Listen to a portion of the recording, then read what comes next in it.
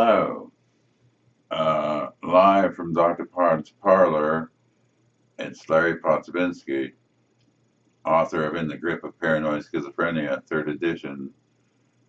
That was a mistake that it should have taken three editions, but it was an evolutionary thing. But the third edition is really cool.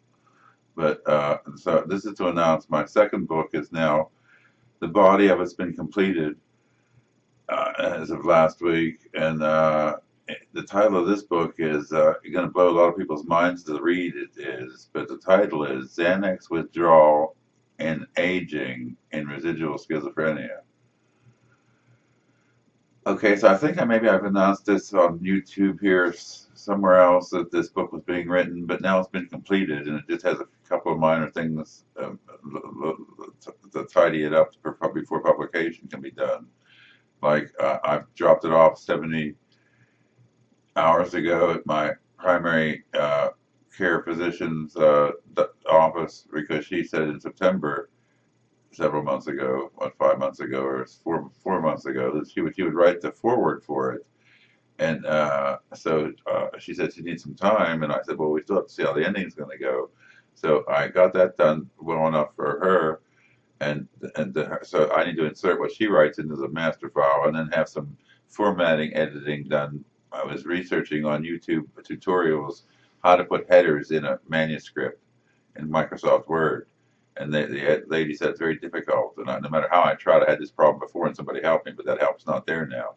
So she said if you can't actually get it done and you need it done, they can do it for you for $150. Put the headers in where that's what it goes across the top of the left side of the page, the title of the book, and across the right side of the top of the right side of the page, the title of the chapter. But to get those to split right where you need them to split, it's to pull your hair out. That's where my hair went. I pulled it out on the first book trying to do that myself, you know. So I'll have to find them again and contact them about what's needing done there and with the table of contents being straightened up when the number of pages is correct in the manuscript with the foreword in there. And but what the book's about, again, the title of the book is Xanax Withdrawal and Aging in Residual Schizophrenia. And what the book is about is those three subjects that intertwine throughout the telling of the story of what I had gone through with a bad case of Xanax withdrawal, which I didn't know can be fatal to come off suddenly a high dosage of Xanax. And so it put me on this like trip for like, I don't know how many weeks it was, but I realized I had to start taking the Xanax again to get back to myself and come off this trip. And it could have been some initial interpreted, my doctor said, and the writing up of I did of this, naturally created a write-up version of it being me, and turned it into the book. And the hallucinations I compared to like my 1970s use of LSD and psilocybin in Central Florida, where psilocybin grows fresh, and that they've learned, science has learned nowadays, it's no big secret that psilocybin can cure depression.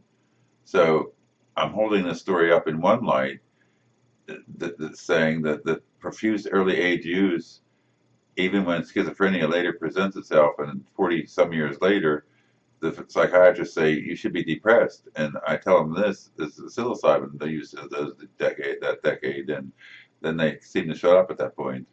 They're tough, difficult people to deal with, and I've had to change psychiatrists, and now there's trouble with a new one. He just he thinks he's going to fine tooth comb my brain, search my brain. It's like an illegal search and seizure. You know, you're seized into the appointment because you know you need the medication, and they search your brain, scan, looking for something wrong that they can change your antipsychotics for. Well, that was fine tuned by the previous psychiatrist who I saw for 20 years. She fine tuned the combination I take. I'm not open for it being changed at this point any further because I'm happy with the way I've been medicated, and everybody along who knows me and who knew me when I was sick with the psychosis is described in the first book. You didn't know me, and that's pretty damn sick. I mean, but just deluded, and hallucinations and people seeing people that you're actually seeing people talking to you that aren't there. It's crazy, schizophrenia. the paranoid type I had involved the CIA and the Secret Service and the FBI. And at the hospital last time I was there 26 years ago. And in another few days, I guess, what's the date today? 17th, it looks like, or right? Well, it can't be the 17th. I guess it is the 17th of January 19th or 2021. I mean, so so what we'll see in this book is why Xanax earns its bad reputation. It's not addiction; it's brain damage it causes. This is known and verified by me in the book by doctors. Uh, so that's interwoven through the story, and the anti-aging part of it. I say a lot of things about the anti-aging part of getting older, living with benign residual schizophrenia, and I talk about a lot about residual schizophrenia, but the getting old thing in aging in the title is referring mostly I intended that to mean the fact that since the age of 45 on, I've developed a bad case of scoliosis that was diagnosed by the time I was 60. I'll be 63 in another 8 weeks or so.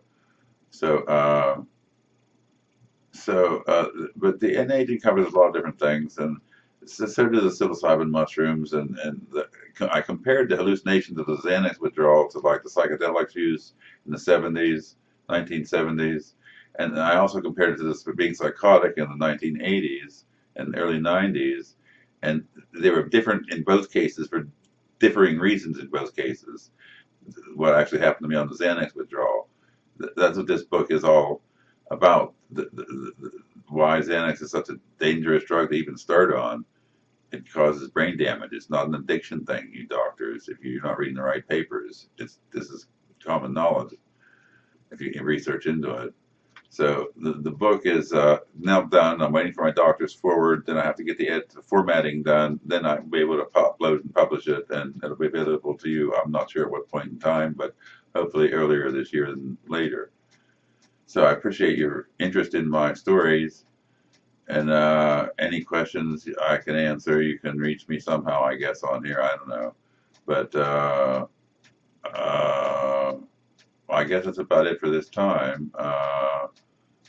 So have a nice day wherever you are in your day, night, morning, evening, or wherever.